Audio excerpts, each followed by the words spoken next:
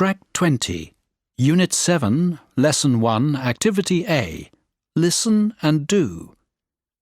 It is Friday, and the last big conference discussion, the world's top priorities for 2025, has just ended.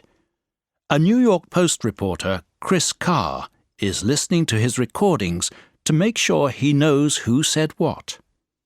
Now, I'd better listen to my recording and add people's names so that I don't forget. First of all, then, Speaker 1. Good afternoon, everyone, and thank you for coming to this last big conference meeting.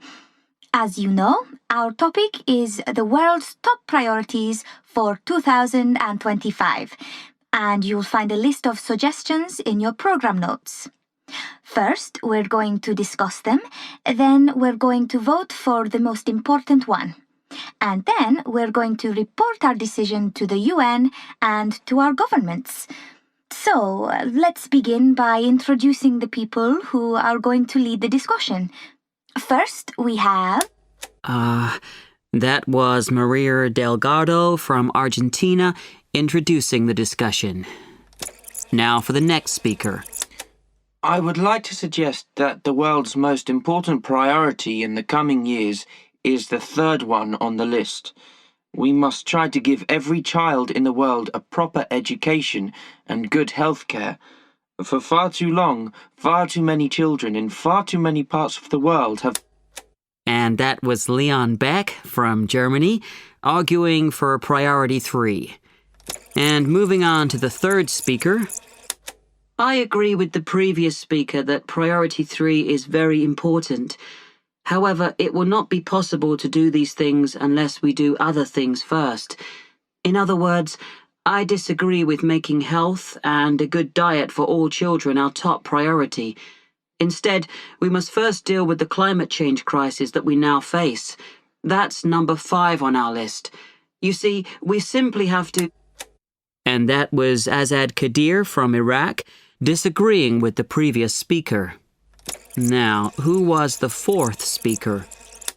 Yes, of course we must take the necessary steps to control climate change. But I think we're already starting to do these things. And so it's time to look ahead as we think about our top priority for the coming years. And I want us to choose priority 1 on our list. Developing cures for all the remaining killer diseases. For example, malaria is still killing millions of people every year, and the numbers are rising in many... That was Tessa Stone from Australia, supporting priority 1. So, moving on again, let's go to speaker number 5. Thank you. So, now we've heard several arguments for different priorities, and I think it's time to let people in the audience give us some comments. Who'd like to begin? So there we were hearing again from Maria Delgado, requesting comments from the audience. Track 21, Unit 7, Lesson 2, Activity D. Listen and read.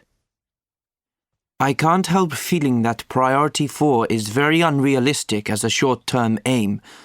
For one thing, humans have never managed to give up their weapons before.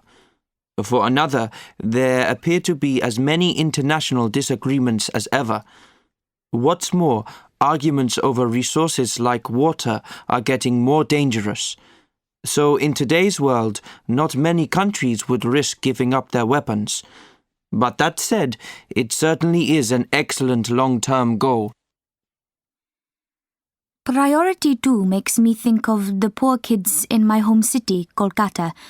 Try telling them that finding new worlds is important. Their priority is just finding something to eat. No, I don't consider looking for other worlds is important in the short term. We need all our resources to sort out our own. Despite that, though, I'd hate to forget space exploration completely. We humans always try to do the impossible. After all, much that we do today used to be impossible. So, perhaps in the very long term, we really will succeed in moving into space.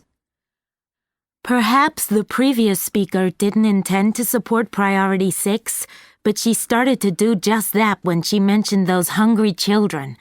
In rich places like New York, we aren't used to seeing people with nothing to eat, but we'd better stop producing a lot more food, or we'll soon have to get used to seeing millions.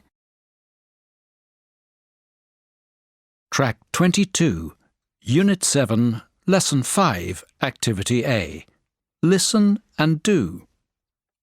Now I'd like to turn to the second part of our discussion. This is a really difficult issue. What's the best way of helping countries that need to develop economically? Tessa Stone, would you like to start? Well, in my opinion, aid programs are very important. They can provide a lot of short-term help through the support of charities and volunteers who can come and give their time and skills to help. Excuse me, but I'd like to say something here. Please, go ahead, Azad. Thanks.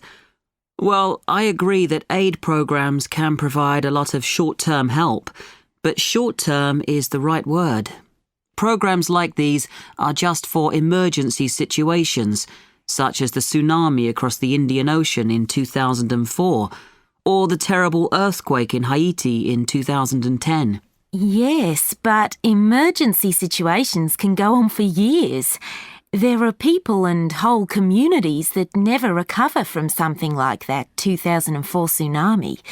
Those aid programs go on being needed. I take your point, but think of it this way.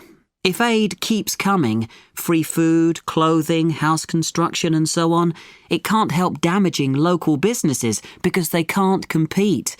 They can't work for nothing, so they don't. And that means that the local economy can't rebuild itself. So, what do you suggest instead, Azad? I really feel that microfinance schemes are the way forward. As the name suggests, only small loans are made. But these can often be enough to help poor people start and grow small businesses. The great advantage is that loans like these can help large numbers of people to help themselves. That's an interesting idea. But now, Leon Beck, would you like to come in at this point? Thanks. Well, there may be something to be said for microfinance, but the problem is that it just can't pay for the big infrastructure developments that a developing country needs. Roads, bridges, tunnels, and many other things. So, what do you think governments of countries like that should do instead? For big projects such as roads, I think they need to get loans from the World Bank or from other international sources of money. If these things are planned and organised well, they have the power to help lift the whole economy quickly. Take the case of the High Aswan Dam, for example. When it was built, half of Egypt suddenly had electricity for the first time. Sorry, but can I say something here? Please, go ahead, Tessa. In the case of Aswan, I think the old Soviet Union paid most of the cost, and borrowing money internationally for big projects is really very dangerous. After all, it may lead to huge national debts. And if that happens, which it often does, countries have to pay back money that they need for new schools, hospitals, and all sorts of other important things. In other words, a big loan like this can do more bad than good. So, in the end, all these types of help have points for and against, advantages and disadvantages. Track 23, Unit 7, Lesson 5, Activity B, Pronunciation. Part 1. 1. Bridge. 2. Debt. 3. Through. 4. Half. 5. Rebuild. 6. When. 7. Would. Part 2. 1. The farmers would like to borrow money through a special scheme. 2. The city council says that it's going to rebuild the bridge. 3. We're going to pay half the debt when we get some more money. Track 24, Unit 7, Lesson 6, Activity E. Unit Task. Sometime later, Chris Carr had the chance to see and report on microfinance in action. So first, perhaps you could tell me about life before the tsunami. Well, I had a small business making and selling party wall hangings. I worked very hard, and I was also able to give several other women work for 2 or 3 days a week. But I couldn't make enough money to develop the business further, and I couldn't borrow the money either. And then the day of the tsunami came. What happened to you and your family? We were luckier than many, many other families because none of us was killed. But we lost our house and everything we owned. During the next 9 months, we had to depend on emergency aid programs for everything: food, water, medicine, and a roof over our heads. Everything. When did things start to change? When I got a loan of $100, I was able to buy some new tools and get started again. Business quickly got better and better, and I soon had work to offer the other women again. Are things going well now? Yes, I'm buying a workshop so that we can all work together.